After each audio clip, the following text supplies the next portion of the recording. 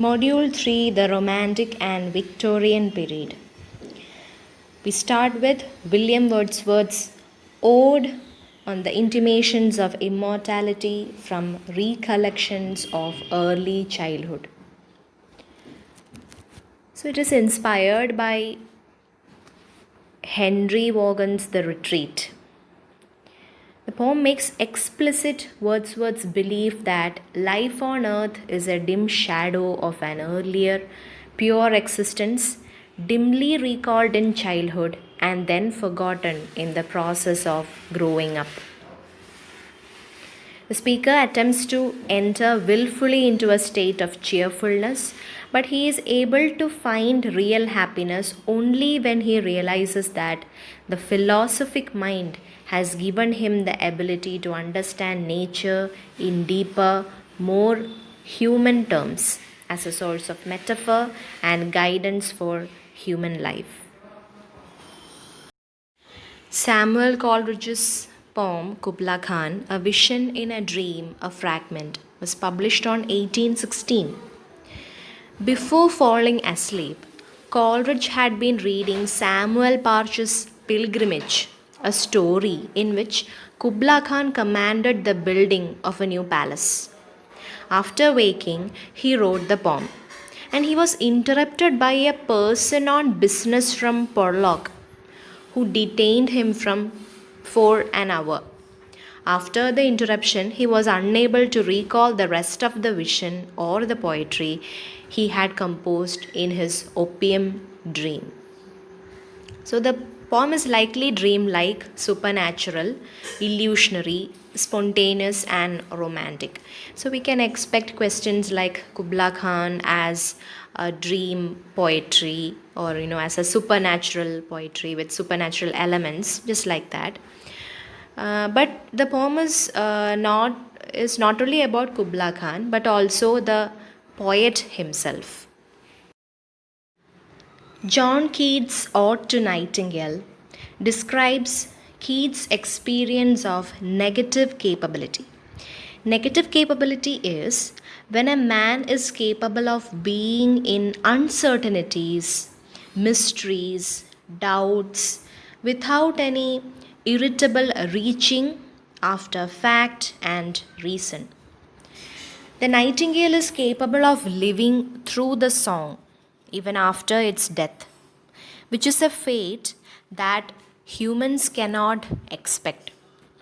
In this ode, the transience of life and the tragedy of old age is set against the eternal renewal of the nightingale's fluid music. Shelley's Ode to the West Wind invokes the wild west wind of autumn, which scatters the dead leaves and spreads seeds so that they may be nurtured by the spring, and asks that the wind, a destroyer and preserver, hear him.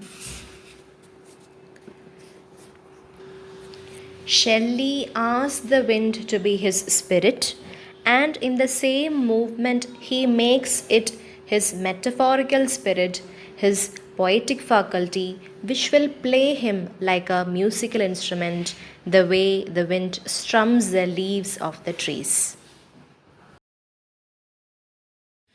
Lord Byron's The Prisoner of Chillon. Francois de Bonnevard, a young patriot of Geneva, resisted the tyranny of the Duke of Savoy, for which he was imprisoned, along with his two brothers, in a dungeon in a castle of Chillon. His passionate love of freedom gave him the courage to undergo all the terrible sufferings of his life in prison. The poem may be said to reflect Byron's own intense love of liberty. Here, the prisoner is not a Byronic hero. Alfred Tennyson's Ulysses is a dramatic monologue, and it's a companion piece of The Lotus Eaters. We have both poems in the syllabus, Ulysses and the Lotus Eaters. So, Ulysses declares that there is no point in staying home, doing out rewards and punishments for the unnamed masses in his kingdom. His spirit yearns constantly for new experiences that will broaden his horizons. He wishes to follow knowledge like a sinking star and forever grow in wisdom and in learning. The phrase to strive, to seek, to find, and not to yield is very famous. So, this poem also concerns a poet's own personal journey. Now, coming to Lotus Eaters, it is also a dramatic monologue on Ulysses' adventures. Lotus Eaters embodies a life of passivity and indolence.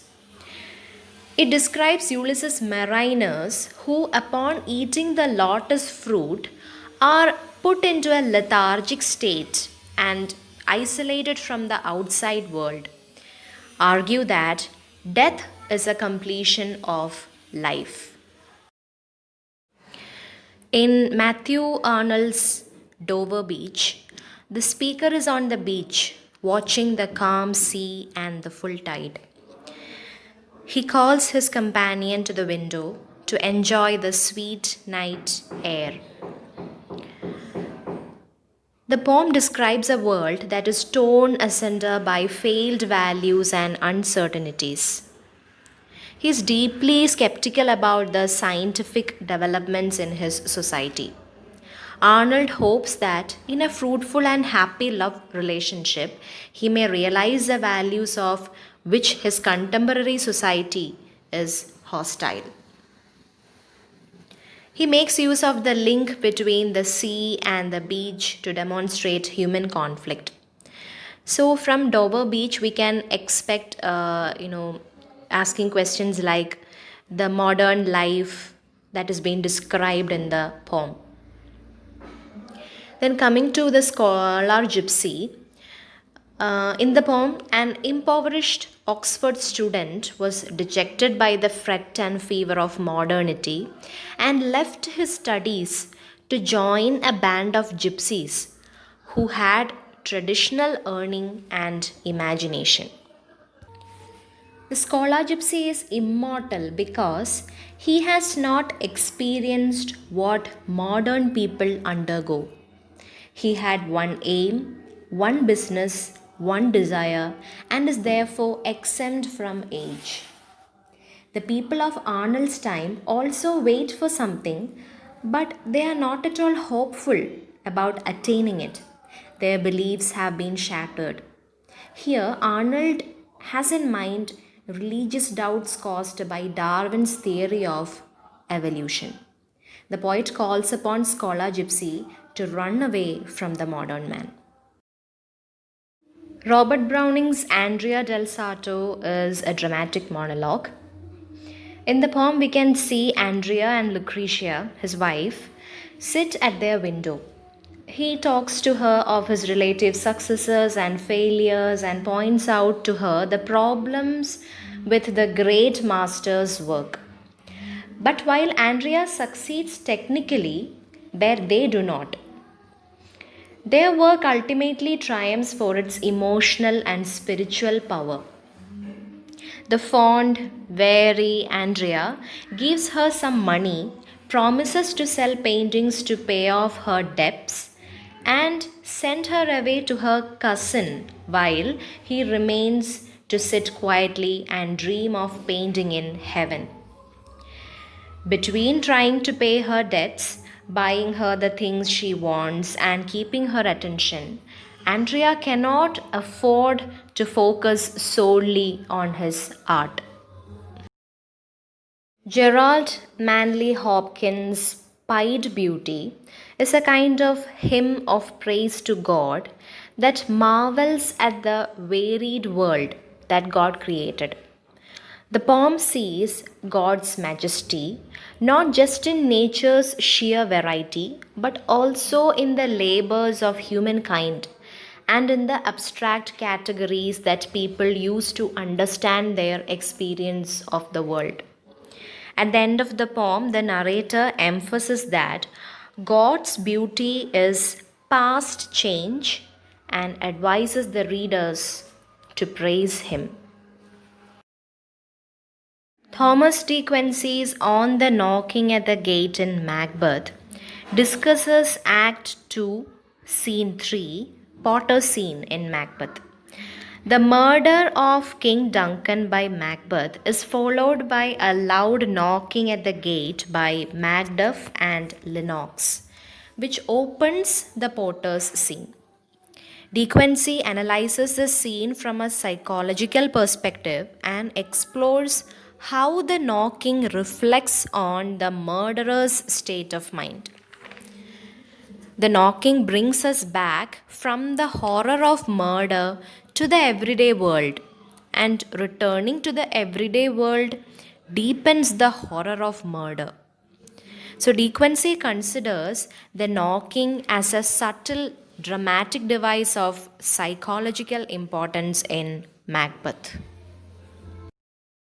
In the essay Oxford in the Vacation, Charles Lamb explains that Elia refers to himself. It tells about the author's visit to the University of Oxford, and it describes Bodley Library. He also describes his life as a clerk at the Southsea House. The essay also deplores the abolition of red letter days by authorities.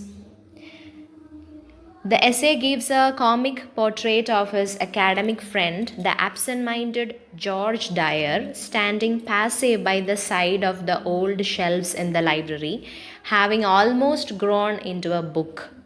The essay is reflective, autobiographical, highly figurative, and scholarly. Now, moving on to the Dream Children. In the essay, the writer imagines telling his little ones, called Alice and John, some tales of their great grandmother Field and her house, and of his own courtship in hope and eventual despair for Alice. At the end of the essay, the children mysteriously disappear, indicating that they were created by Lamb's imagination. His sister Mary Lamb is also presented as Bridget in the essay.